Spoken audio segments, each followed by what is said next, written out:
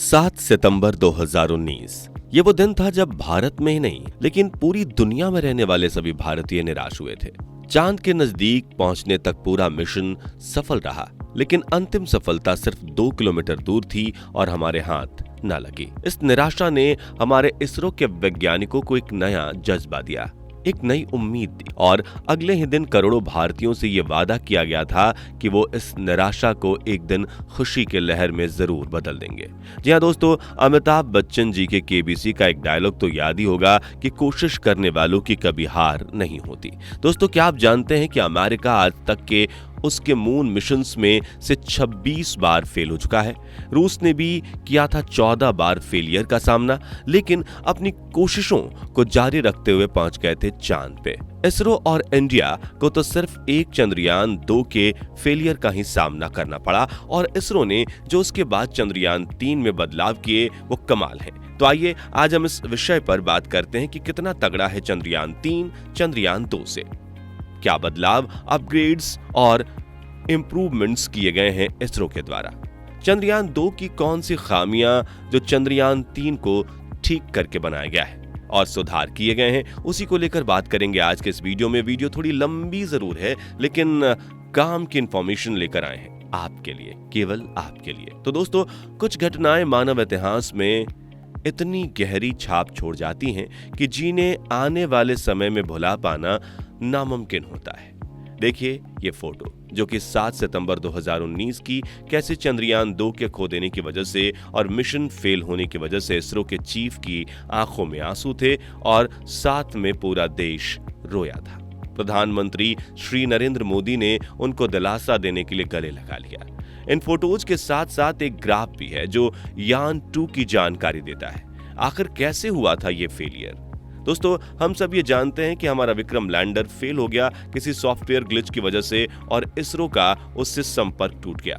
रुला देने वाले ये पल इंडिया और इसरो कभी भुला नहीं सकता। संपर्क टूटने की थोड़ी ही देर बाद इसरो कंफर्म करता है कि चंद्रयान 2 चांद पर सॉफ्ट लैंडिंग करने के बजाय क्रैश कर गया है और इंडिया का चांद पर जाने का सपना अधूरा रह गया। लेकिन दोस्तों, इसरो फिर से तैयार है चांद पर सॉफ्ट लैंडिंग करने के लिए चंद्रयान 3 के साथ, जिसे रवाना कर दिया गया है 14 जुलाई को। लेकिन आज भी करोड़ों लोगों को यह पता नहीं है कि आखिर चंद्रयान 2 सॉफ्ट लैंडिंग क्यों नहीं कर पाया।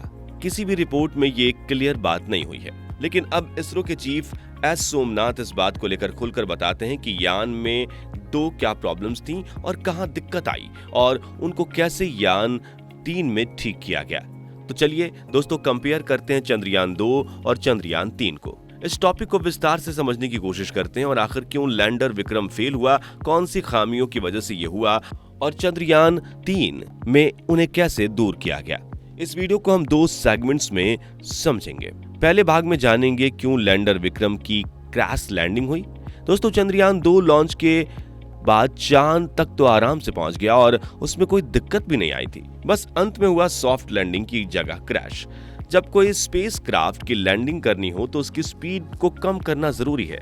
उसके लिए उस पर लगे सेंट्रीफ्यूगल फोर्स को कम करना जरूरी है। चंद्रयान 2 काफी तेजी से चांद की परिक्रमा कर रहा था क्योंकि सेंट्रीफ्यूगल फोर्स ज्यादा था। स्पीड कम करने के लिए उसे चंद्रयान के चांद के ऑर्बिट में गोल गोल घूमना था, जिस वजह से वो चांद के ऑर्बिट को ग्रेविटी की वजह से छोड़कर ना जाए। लैंडर विक्रम की स्पीड थी 6000 किलोमीटर प्रति घंटा और वो चांद की सतह से 30 किलोमीटर ऊपर था।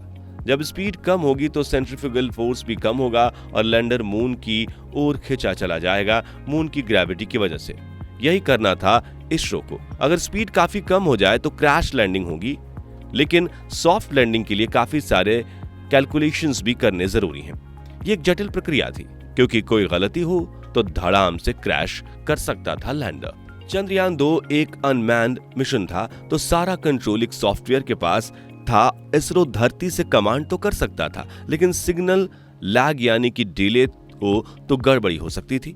इसलिए ऐसा नहीं किया गया ताकि एक्सीडेंट को रोका जा सके। लेकिन फिर भी चंद्रयान 2 के साथ दुर्घटना हो ही गई। दोस्तों, सिग्नल लैग की वजह से 1 मिलीसेकंड के वक्त में आया बदलाव भी अलग परिणाम ला सकता है। तो इसरो नहीं चाहता था कि धरती से चंद्रयान 2 को कंट्रोल करने की कोई सिग्नल भेजे और उस सिग्नल को 3,84,400 किलोमीटर की दूरी तय करने में काफी टाइम लग जाए और चांद पर माहौल कुछ और ही हो जाए।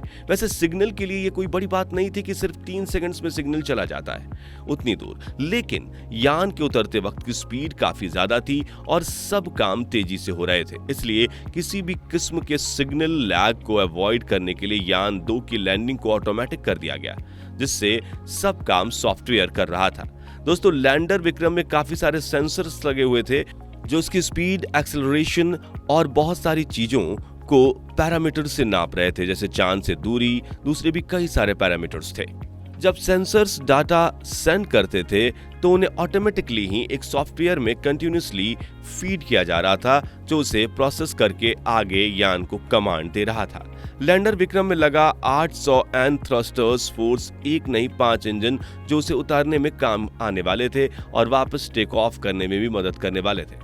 अब दोस्तों, यहाँ पर थोड़ा रिस्क था क्योंकि सेंसर्स जो डाटा सॉफ्टवेयर को दे रहे थे उनके बेस पर सॉफ्टवेयर एक एल्गोरिथम तैयार कर रहा था जो डिसाइड करता था कि इंजन को कब और कितना फायर करना है। उस रात सॉफ्टवेयर ने तो कमांड दे दिया और इंजन फायर हो गया। विक्रम की स्पीड धीमी होती गई और वो चांद की तरफ जाने लगा। इसरो के स्टेशन में जहां सब लाइव देख रहे थे, एक डेटा और लैंडर से जुड़े ग्राफ को वहां साफ साफ दिखाया जा रहा था। एक आइडल रास्ता बना हुआ है लैंड करने के लिए और विक्रम लैंडर को उस रास्ते को ही फॉलो करना है। इस लाइन को रियल टाइम रखा गया था और उससे सटकर एक ग्रीन लाइन भी थी जो रियल टाइम से अपडेट हो रही थी। ये उस रास्ते को दिखा रही थी जो चंद्रयान 2 एक्चुअली में फॉलो कर रहा था और चल रहा था। दोस्तों, विक्रम लैंडर का लैंडिंग प्रोसेस काफी जटिल और अटपटा था। ये कई फेज में बटा हुआ था। रात को 1:40 पर विक्रम ने अपना लैंडिंग प्रोसेस शुरू किया और पहला फेज था रफ ब्रेकिंग का। दोस्तों, इस फेज में किसी यान की स्पीड और ऊंचाई को तेजी से कम करते हैं। इस फेज के पहले विक्रम लैंडर की सतह से 30 किलोमीटर ऊंचाई पर था और 6000 किलोमीटर प्रति घंटे की रफ्तार से चल रहा था। वो रफ ब्रेकिंग फेज के बाद चांद की सतह से करीब 4.7 किलोमीटर की ऊंचाई पर रह गया और उसकी स्पीड 500 किलोमीटर प्रति घंटे हो गई। कमांड सेंटर में बैठे इसरो के साइंटिस्ट्स काफी खुश थे क्योंकि रफ ब्रेकिंग के दौरान भी विक्रम लैंडर अपनी तय की गई रेखा पर ही जा रहा था। सब काफी खुश थे क्योंकि सब बिल्कुल परफेक्ट हो रहा था। लेकिन दोस्तों, फाइन ब्रेकिंग यानी लैंडिंग के दूसरे फेज में दिक्कत आनी शुरू हो गई। फाइन ब्रेकिंग का फेज शुरू होता है चांद की जमीन से 5 किलोमीटर की ऊंचाई से। दिक्कत यह थी कि जब लैंडर सिर्फ 400 मीटर की ऊंचाई पर आए तो उसकी स्पीड को 0 करना था, या कहो स्पीड काफी कम करना था, 1 किलोमीटर प्रति घंटे से भी कम, क्योंकि अब उसे सिर्फ और सिर्फ नीचे उतरना चाहिए था। लेकिन विक्रम की स्पीड 500 से 0 करने के लिए 4 किलोमीटर से थोड़ा लंबा ही रास्ता था और इस फाइन ब्रेकिंग फेज में सबसे ज्यादा खतरा भी था। इस फेज के शुरू होने के बाद भी विक्रम लैंडर सही रास्ते पर जा रहा था और अपनी लाइन को फॉलो कर रहा था, परंतु चांद की सरफेस से 2 किलोमीटर की ऊंचाई पर पहुंचते ही विक्रम अपना रास्ता भटक गया। जो ग्रीन लाइन अब तक यान की सही दिशा दिखा रही थी और रेड लाइन को फॉलो कर रही थी, वह अचानक से नीचे आ गई और दिखाने लगा कि चंद्रयान 2 रास्ता भटक चुका है। यान काफी स्पीड से अपने तय की गई लाइन से दूर जाता रहता है और धीरे धीरे ये रास्ता भटक जाता है और चांद की सतह से 500 मीटर की ऊंचाई पर आ जाता है।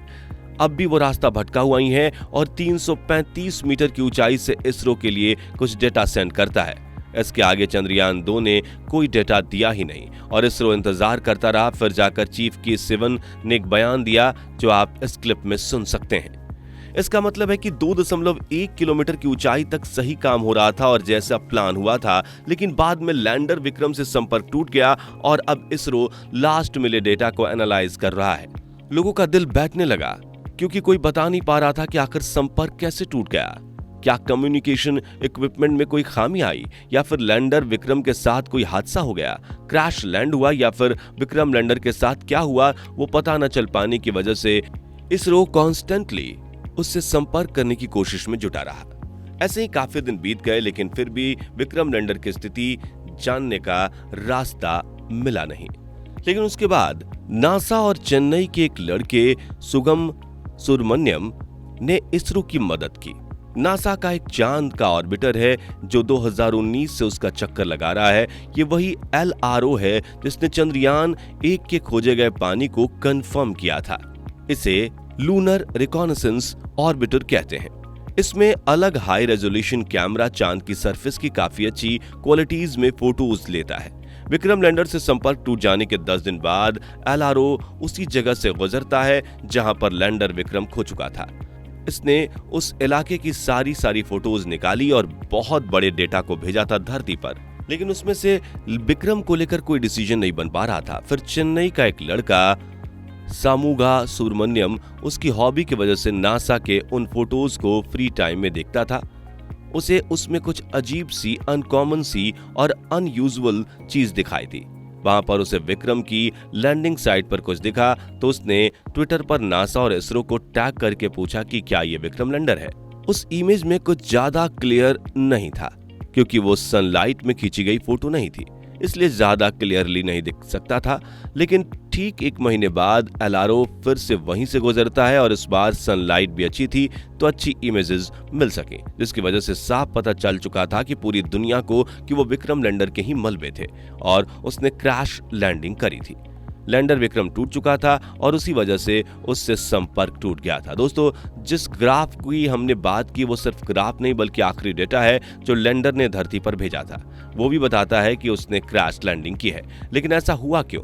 जिस लैंडर को 500 मीटर की ऊंचाई पर से सिर्फ पैदल चलने की गति से जाना था, वो क्रैश क्यों हो गया? इसका सटीक कारण आज भी नहीं मिला। लैंडर की स्पीड धीमी होने की बजाय 200 किलोमीटर प्रति घंटा हो गई, जो बना क्रैश का कारण। उसके बाद नासा ने उसकी तस्वीरों ने लैंडर के मलबे को ढूंढा। इसरो में किसी फेलियर के लिए फेलियर एनालिसिस कमेटी एक रिपोर्ट बनाती है। उस कमेटी ने एक ऑफिशियल रिपोर्ट दी जिसमें क्रैश लैंडिंग का कारण एक सॉफ्टवेयर ग्लिच को बताया गया। इसरो को इसकी वजह से ट्रोल किया गया क्योंकि FAC रिपोर्ट सिर्फ संसद में और स्पेस कमीशन में ही सबमिट हो गई, लेकिन पब्लिक को विस्तार से नहीं बताया गया था कि आखिर क्या हुआ।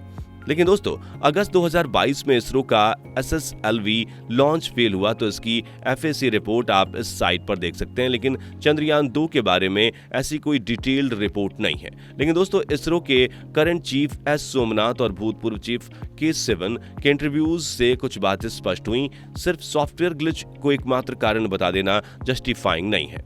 प्रॉब्लम नंबर 1, S सोमनाथ मानते हैं कि पहली प्रॉब्लम इंडियन थ्रस्ट की वजह से आई। लैंडर की स्पीड कम करने के लिए लगाए गए थ्रस्टर्स इंजन को जब शुरू किया गया तो उसकी वजह से भी स्पेसक्राफ्ट को बड़ा धक्का लगता है, जिसे एस सोमनाथ एक कारण बताते हैं। विक्रम लैंडर के 4 थ्रस्टर्स इंजन को चालू किया गया जो उल्टी दिशा में थ्रस्ट कर रहे थे। थियरी कहती है कि इंजन का जो थ्रस्ट चाहिए उससे कहीं ज्यादा ही लगा।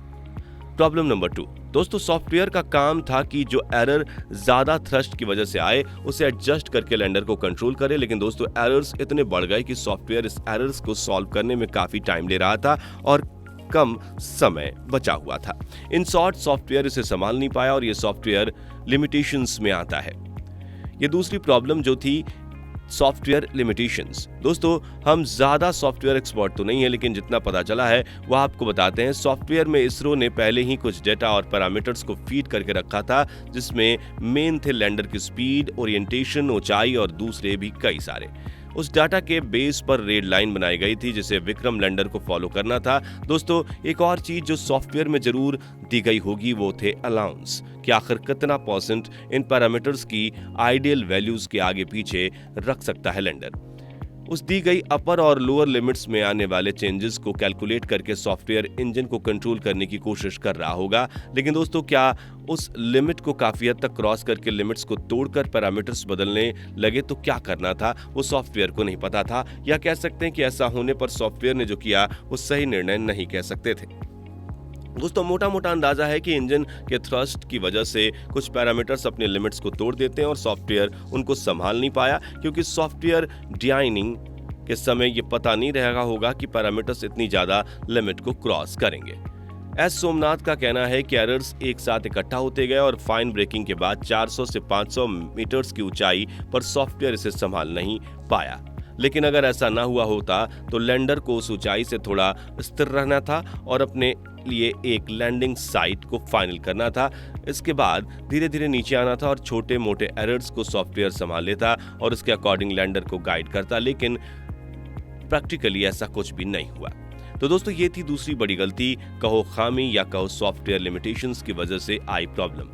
प्रॉब्लम नंबर 3 दोस्तों, एक और गलती लैंडर विक्रम को लैंड करवाने में हुई थी, वो थी साइट सिलेक्शन।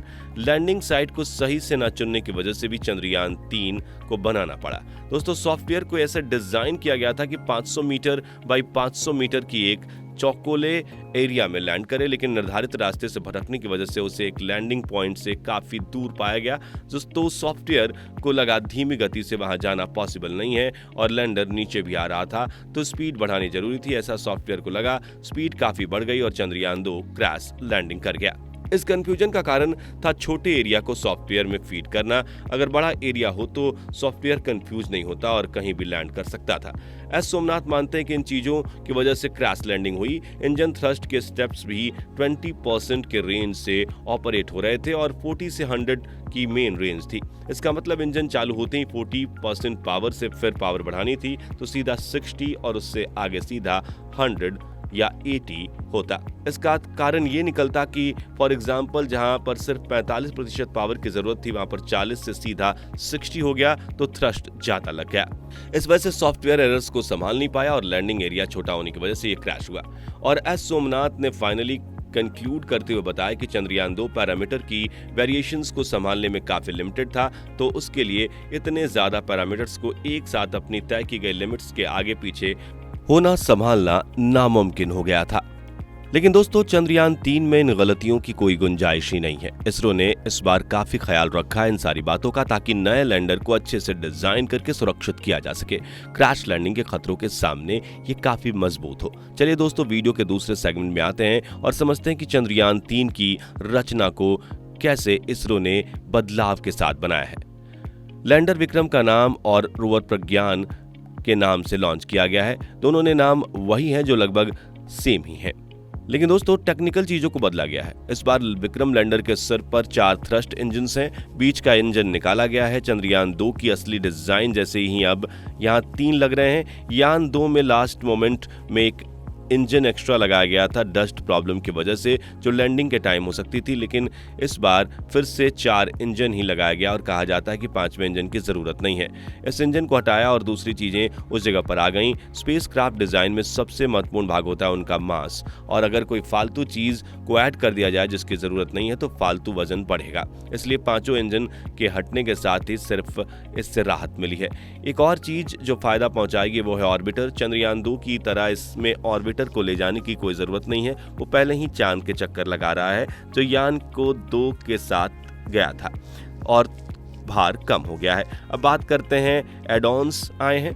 तो पहली बात ये है कि इनमें मास की इतनी कटौती हुई है, इस वजह से फ्यूल टैंक की साइज बढ़ा दी गई है। ये लैंडर को ज्यादा काम करने की अनुमति और ऊर्जा देगा। और ऐसी ही एक और बात सामने आई है कि चंद्रयान 2 में सॉफ्टवेयर पैरामीटर्स की कम लिमिटेशंस की वजह से ये भी हो सकती है कि इसरो कम फ्यूल बर्बाद करना चाहता था। फ्यूल कम होगा तो सॉफ्टवेयर यान को कंट्रोल अच्छी तरह से करेगा और यान इधर उधर नहीं होगा, बस निर्धारित जगह के आसपास होगा। फ्यूल ज्यादा हुआ तो यहाँ वहां भटक सकता है, क्योंकि सॉफ्टवेयर फ्यूल को भी मॉनिटर कर रहा होगा। वैसे ये सिर्फ थियरी भी हो सकती है।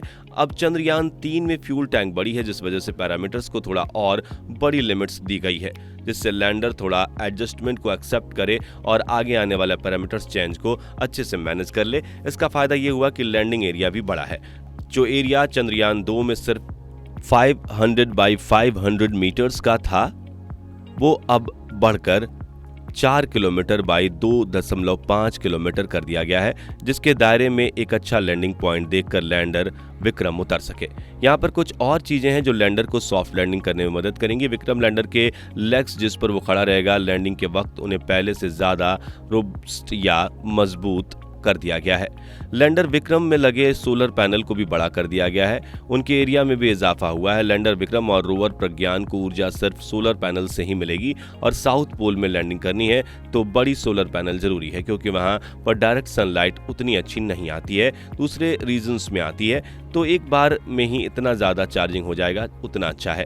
कैमरा और सेंसर्स को भी काफी बदला गया है। कुछ जरूरी डेटा के लिए 1 से 1 ज्यादा सेंसर और कैमराज लगाए गए हैं। इसके अलावा एस सोमनाथ ने कहा है कि हमने चंद्रयान 3 की फेलियर बेस्ड डिजाइन तैयार की है। अब वो क्या होती है दोस्तों, इस डिजाइन में ऐसा होता है कि यान के सारे पार्ट्स को स्टडी करके डिसाइड किया जाता है कि कौन कौन सी चीजें फेल हो सकती हैं, उसके बेस पर इसे डिजाइन किया जाता है और यह एनालिसिस करके कि उस पार्ट को फेल होने से कैसे बचाया जा सकता है। इस डिजाइन के बाद ग्राउंड टेस्टिंग का पूरा समय दिया गया, ड्रॉप टेस्टिंग की गई है अलग अलग एटमॉस्फेयर में और सॉफ्टवेयर सिमुलेशन भी किए गए हैं। काफी सारी स्टडीज और प्रैक्टिकल एक्सपेरिमेंट्स के बाद चंद्रयान 3 के साथ, ताकि पता चले कि ये कैसे फेल हो सकता है और किसी पार्ट को फेल होने से कैसे बचाना है और रिकवरी कैसे करनी है।